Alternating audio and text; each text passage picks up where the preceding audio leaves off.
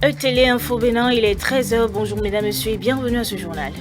Que comprendre de l'affaire dite Galéou Soglo, la police républicaine a apporté des clarifications à cet effet. C'était ce dimanche 7 février 2021 à travers un point de presse.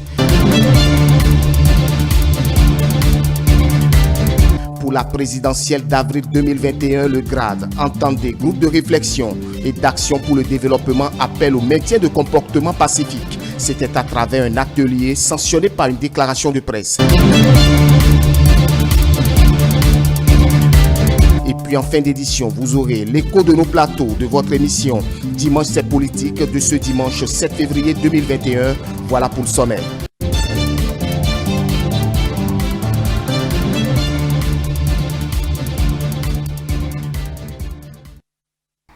Merci de nous préférer pour vous informer. La police républicaine a effectué une sortie médiatique ce dimanche 7 février 2021 à propos de l'attaque physique contre Galéou Soglo.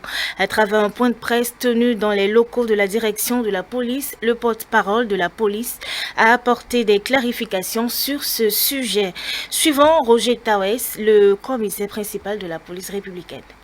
Il est revenu à la police républicaine que le vendredi 5 février 2021, alors que M. Galéou Soglo se rendait à sa ferme située dans le village à Vagbert, arrondissement de Kpanrou, dans la commune d'Abomey-Calavi, le véhicule Lexus qui le transportait aurait essuyé des coups de feu simultanément sur ses deux flancs pendant qu'il roulait autour de 20 heures dans la brousse sur une piste isolé situé à 3 km environ de la voie bitumée. Son chauffeur aurait réussi à forcer le passage et a poursuivi son chemin avant de se replier sur Cotonou à 30 km plus loin en prenant un contournement.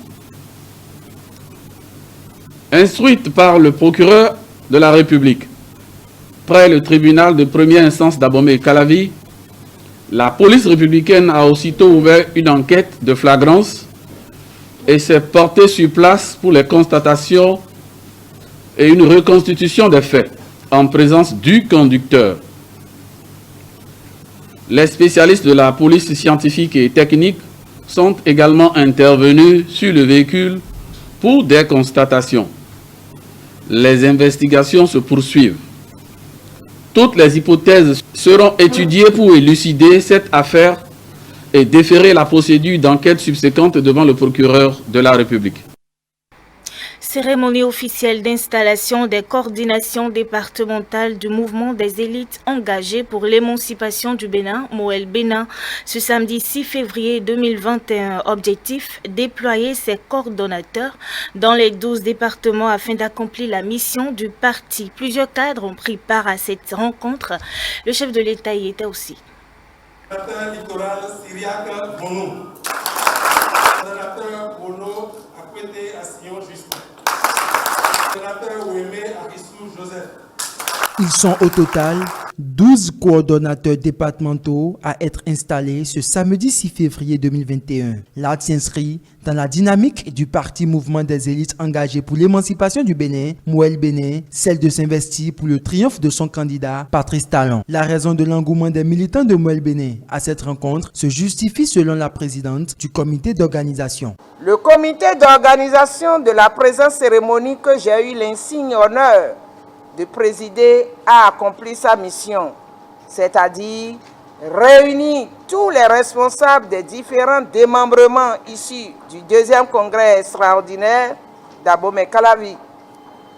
Camarades présidents, ils sont venus des 12 départements, des 24 circonscriptions électorales et des 77 communes de notre pays. L'ambiance presque ordinaire de la séance qui suivait son cours a rapidement cédé la place à une solennité présidentielle après l'annonce du chef de l'État. Patrice Talon apparaît en visite surprise aux côtés des cadres et militants du parti Moël Bénin. Ce sont les coordonnateurs départementaux. Ils sont assistés de 24 délégués de circonscription, eux-mêmes assistés des vice-délégués et des coordonnateurs communaux. Donc ceux que vous avez devant vous, Monsieur le Président, cet après-midi, ce sont des responsables du parti. Ce n'est pas la foule. C'est des gens qui ont un nom, qui ont des responsabilités au sein du parti. C'est ensemble que nous allons maintenir la dynamique. Vous verrez, derrière vous, de jour comme de nuit, sous le soleil, la pluie, n'importe quelle intempérie, nous allons pouvoir les braver pour montrer que ce qui a commencé doit se poursuivre. Pas simplement sur des paramètres affectifs que vous avez été choisis, probablement non. Permettez-moi donc, en tant que militant, Moël, et vous exhorter à porter l'étendard du parti le plus loin possible, le plus haut possible, à travailler, à faire grandir le parti, partout, sur vos territoires respectifs, dans vos départements. Et ce qui va nous permettre de vous juger, ce sera l'élection présidentielle. Les enjeux restent plus grands. À faire comprendre, le coordonnateur littoral Moël Bénin, il rassure le bureau du parti de l'entière disponibilité des coordonnateurs installés à œuvrer pour la bonne cause du parti. Les membres de cette coordination des 12 départements sont tout oui et s'engagent d'ores et déjà, j'en suis convaincu, à exécuter avec détermination, rigueur et abnégation cette noble et exaltante mission que vous allez leur confier. Les ambassadeurs promettent accomplir sans faille la mission qui leur a été assignée, convaincre leur base à voter utile. Et c'est un compte rendu signé Stanislas Tadegnan, Sylvain Aïdotou. Les responsables du parti Union démocratique pour un Bénin nouveau UDBN, dans le cadre de la tournée de restitution des résolutions du 3e congrès ordinaire du parti, se sont réunis ce samedi 6 février 2021 à Abomey-Calavi. La séance a connu la présence de la présidente du parti, Claudine Prudencio, et les militants de la circonscription électorale. Le reportage de Grace Assis. Le bureau exécutif national de l'Union démocratique pour un Bénin nouveau UDBN, présidé par Claudine Afiavi Prudencio, poursuit sa tournée de restitution des résolutions issues de son 3e congrès ordinaire tenu le 30 janvier 2021. Ce samedi 6 février, les militants de la 6e circonscription électorale reçoivent la délégation de ce bureau. Il faut bouger les lignes, c'est ce que je suis venu vous dire ce matin. Vous devez passer de maison en maison, de lit en lit, comme j'ai l'habitude de dire, pour que nous ayons nos 97% recherchés. Vous devez demander à tous les citoyens béninois de sortir massivement pour aller voter. Le taux de participation doit être acceptable. C'est aussi l'occasion pour la représentante des femmes militantes de cette circonscription électorale d'exprimer leur satisfaction pour les actes de promotion de la gente féminine. C'est l'occasion pour nous de vous remercier et vous féliciter pour ce grand événement national organisé le 26 septembre 2020 sur le bien-être familial et social de la femme militante et politique.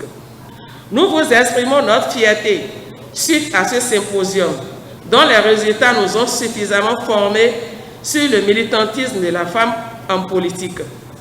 Les jeunes aussi s'engagent dans la même dynamique, celle d'œuvrer au rayonnement du parti UDBN. La jeunesse, par ma voix, vous remercie et vous tire, urbi et orbi, une fière chandelle. À l'issue des échanges, les militants et sympathisants ont pu s'approprier le contenu des grandes résolutions du congrès de l'UDBN. Ils sont convaincus de ratisser l'âge au soir de l'élection du 11 avril prochain. Et puis pour une élection présidentielle pacifique, le réseau des 4 patriotes et loyaux du Bénin, à travers le groupe de réflexion et d'action pour le développement GRAP, invite le peuple béninois à maintenir le comportement de paix. C'était à travers un atelier de réflexion sanctionné par une déclaration de presse. On suit le porte-parole du GRAP au micro de Mathieu Boucan. Le groupe de réflexion et d'action pour le développement du Bénin, soucieux du climat de paix dans notre pays, appelle tous les citoyens à maintenir le comportement pacifique qui nous caractérise. Nous félicitons toutes les institutions de la République impliquées dans l'organisation de la présidentielle du 11 avril 2021. Nous les encourageons à continuer à jouer leur partition dans le cadre de nos lois et règlements. Le GRAD invite les candidats à la présidentielle à rester attachés aux valeurs républicaines. Le GRAD les invite à adopter des comportements et tenir des propos de paix, seul gage du développement. Aux médias, le GRAD recommande des attitudes responsables et professionnelles. De leur travail, nous le savons, dépendra aussi le maintien du climat de paix. Enfin, le GRAD appelle les électeurs à sortir massivement pour accomplir leurs devoirs citoyens le 11 avril 2021. À présent, laissons place à Écho de nos plateaux. Suivez le résumé des différentes rubriques de votre émission Dimanche c'est politique de ce dimanche 7 février 2021.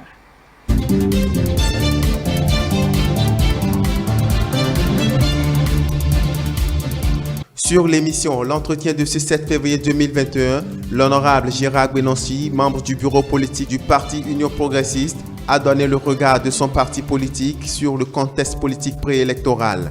Il a également apporté des clarifications sur quelques démentis de l'opposition. Elia Djeran. Regard de l'Union progressiste sur le contexte politique préélectoral, les réformes engagées par Patrice Talon et le degré d'implication du dit parti dans l'accompagnement de ces réformes. Voilà quelques sujets préoccupants passés ici en revue au cours de cet entretien par l'honorable Gérard Benonci, membre du bureau politique du Baobab ensoleillé. L'Union progressiste, disons, est actrice même de ces réformes à travers ces députés qui sont à l'Assemblée nationale. Nous ne justifions nullement ces réformes, mais nous les assumons parce qu'on ne peut pas enlever la main de l'Union progressiste dans ces réformes. Il est vrai que ces réformes, pour la plupart, ont été donc pensées par le président Patrice Talon, mais vous savez aussi que bien avant Patrice Talon, toute la classe politique arrive à réclamer à corps et à cri ces réformes. Pour le responsable à la formation du parti Union progressiste, la question du parrainage, loin d'être une disposition antidémocratique, est bel et bien indispensable pour une bonne animation de la vie politique et rendre plus digestes les candidats aspirants aux fonctions de responsabilité au Bénin. Le parrainage, dans son principe, est-ce que c'est antidémocratique ou pas? Nous l'avons expliqué hier, je le redis, sur votre plateau ici, que le Bénin n'innove pas en matière d'institution du parrainage comme dispositif de filtrage du choix des candidats à l'élection présidentielle, qui est une élection présidentielle, une élection majeure. On n'a pas besoin de voir donc des plaisantins se présenter à l'élection présidentielle, qui est une élection majeure. Le Bénin n'innove pas. Au plan mondial, ce principe a été donc adopté par beaucoup de pays. Il précise que lorsqu'une loi est adoptée et rencontre des difficultés dans son exécution, au lieu de cracher sur les réformes, il est indispensable de revoir le mécanisme. Et pour lui, des mécanismes existent. Nous, qui avons des députés à l'Assemblée nationale, qui sont les parrains potentiels, nous qui avons des maires élus, qui sont des parrains potentiels, parce que la loi sur le parrainage dit que c'est les députés et les maires qui vont parrainer, nous nous sommes offerts. Nous avons tendu la main pour dire que nous allons offrir le parrainage à tous ces candidats potentiels qui n'ont pas de parrain à l'Assemblée nationale, de leur fait, parce qu'ils s'étaient exclus du processus des législatives. C'est eux-mêmes qui s'étaient exclus. C'est pour cela qu'ils n'ont pas de députés à l'Assemblée nationale. Ils exhortent les uns les autres au calme et à une adhésion collective de façon pacifique pour le bon déroulement du processus électoral en cours au Bénin. Mesdames et messieurs, avant de poursuivre l'écho de nos plateaux, une information sur le plan national. L'association Jeunesse Engagée pour les initiatives de développement est mise sur les fonds baptismaux ce samedi 6 février 2021. Elle a pour but d'inculquer à la jeunesse béninoise une conscience citoyenne favorable à un développement local durable. Suivez le compte rendu de Stanislas Atadeyon pour plus de précisions. Des jeunes engagés réunis en association pour échanger sur les questions de développement. Officiellement, ils sont à leur première sortie. Une sortie qui découle de plusieurs constats observés au sein de la société. Suite à un constat qui a été fait au sein de notre société, l'absence de la jeunesse dans la chaîne de développement à la base. C'est pour cela que, convaincus du devoir qui est le nôtre, nous nous sommes réunis au sein d'un creuset pour agir ensemble dans le but de renforcer le développement local et de le rendre davantage inclusif. Le résultat attendu n'est rien d'autre que la restauration des acquis, tant sur le plan politique que socio-économique. Pour le président de la JEID, la culture de la gestion responsable et efficiente des ressources publiques, ainsi que la promotion de la transparence dans l'action publique en vue de faire reculer la corruption, sont inscrites en lettres d'or dans le champ d'intervention de l'association. Des jeunes soucieux du développement de leur communauté se sont réunis au sein de l'association Jeunesse Engagée pour les initiatives de développement, avec pour principal objectif d'engager une panoplie d'actions visant à impacter qualitativement les collectivités locales. La promotion des activités socio-économiques, le soutien à la création d'emplois, le développement du civisme fiscal, la protection de l'environnement, l'organisation de la solidarité entre habitants et entre communautés, la lutte contre l'exclusion, la promotion de l'intégration, l'éducation à la bonne gouvernance sont entre autres les chantiers sur lesquels Jeunesse Engagée pour les initiatives de développement entend travailler. L'intervention de ces jeunes est fortement soutenue par plusieurs structures et collectivités locales. Au nom du maire de Cotonou, son représentant a rassuré ces jeunes du soutien indéfectible de l'Association nationale des communes du Bénin, ANCB, pour leur engagement dans le développement local. C'est une initiative qui nous réjouit parce que tout ce qui touche à la décentralisation nous va droit au cœur. Si l'Allemagne a pu marquer une résilience dans ces moments de crise économique, c'est à cause de la qualité de la décentralisation de ce pays. C'est la preuve que lorsque la décentralisation est en marche, le développement suit. Et nous sommes heureux que des jeunes comprennent l'importance de la décentralisation, l'importance du développement à la base et se mettent en association pour impacter ce développement.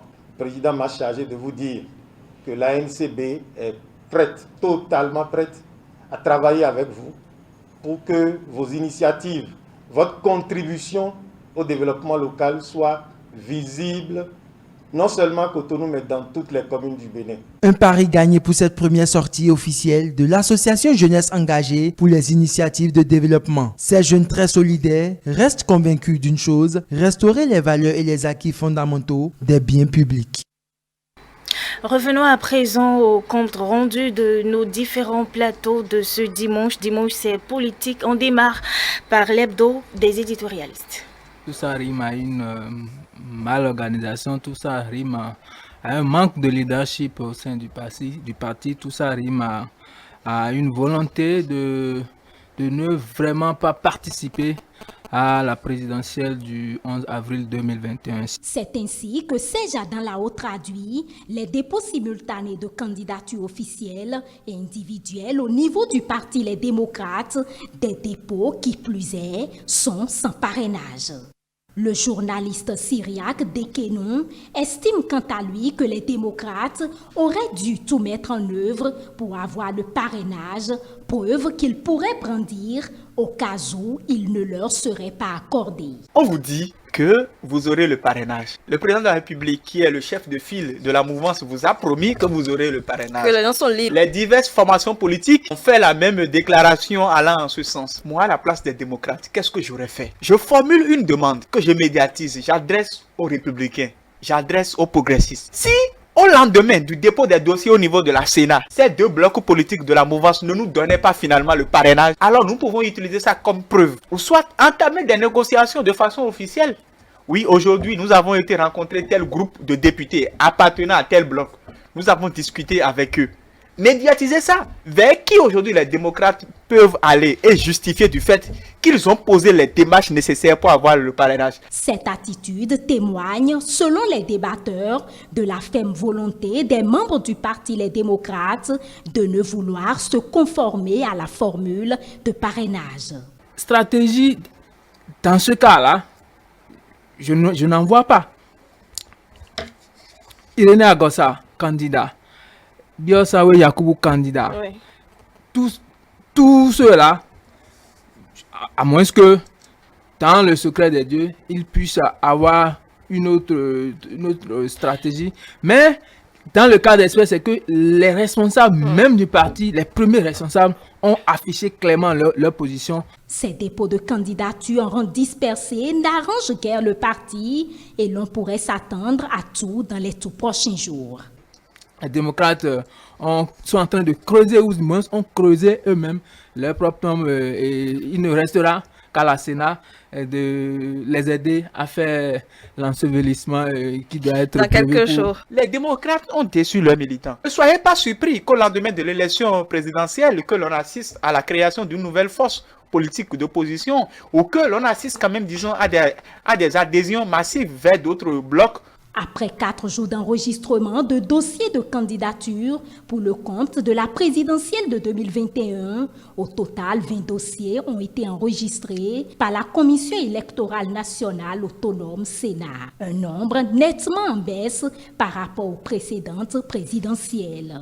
Les invités de Prunelle AD aussi ont salué la réforme du système partisan, sans quoi on ne saurait y arriver. Les présidentielles passées, je crois qu'on allait jusqu'à une quarantaine. Une quarantaine, oui. Une quarantaine. Déjà réduit de moitié, les candidatures, c'est un grand pas qui a été fait, qui a été franchi. Je souhaitais que pour la prochaine présidentielle, dès qu'on aura tiré les leçons de la présidentielle de 2021, que pour la présidentielle à venir, l'institution qui organisera désormais les élections puisse véritablement revêtir, enfiler son manteau d'institution autonome en charge d'organiser les élections. La réforme du système partisan est perfectible et qu'il faille quand même, disons, revoir un certain nombre de choses.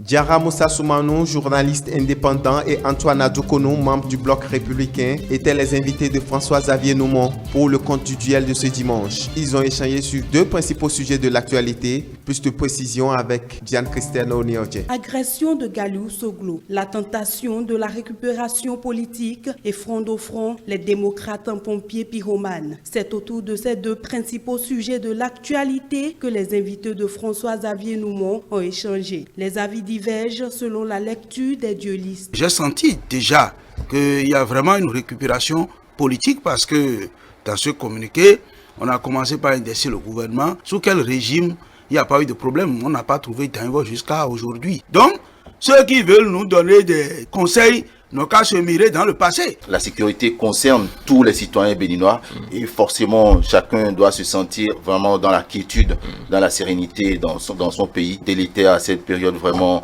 sensible. Le dépôt de dossier de candidature du Parti Les Démocrates n'a pas été occulté. S'ils veulent aller aux élections, les démocrates, qu'est-ce qu'ils font? Ils dégagent leur candidat très tôt et ils vont à l'assaut des parrains. Et on dit, nous ne voulons jamais les parrains. Même si on nous en offre gratuitement, nous ne voulons pas. Est-ce que vous pensez que un parti ou des candidats qui ne veulent pas aller aux élections peuvent aller déposer 50 millions comme caution à l'élection présidentielle? On ne parle pas de 500 000, on ne parle pas de 50 000. C'est ça le vrai problème. Sinon que la loi est votée depuis le 15 novembre 2019 et les règles du jeu, c'est-à-dire le code électoral, et les règles du jeu sont connues. Les règles du jeu sont connues, conformément à la nouvelle charte des partis politiques en République du Bénin. Un parti dans lequel on a 2 sons de cloche par rapport au parrainage. Il y a la candidate qui dit qu'on a confisqué les parrains. Et il y a le président du parti qui a dit que nous ne voulons pas les parrains. Même si on nous en offre gratuitement, nous ne voulons pas. Dans ces deux propos-là, on prend quoi dans les deux propos? Je continue de dire que nous sommes capables de trouver une solution à cette situation, histoire de permettre à ce que toutes les sensibilités puissent être représentées à cette élection-là. L'enjeu est de taille. Le Bénin étonnera de nouveau le monde par sa maturité à travers cette présidentielle du 11 avril 2021. Les deux invités s'accordent sur le même principe, l'organisation d'une élection apaisée.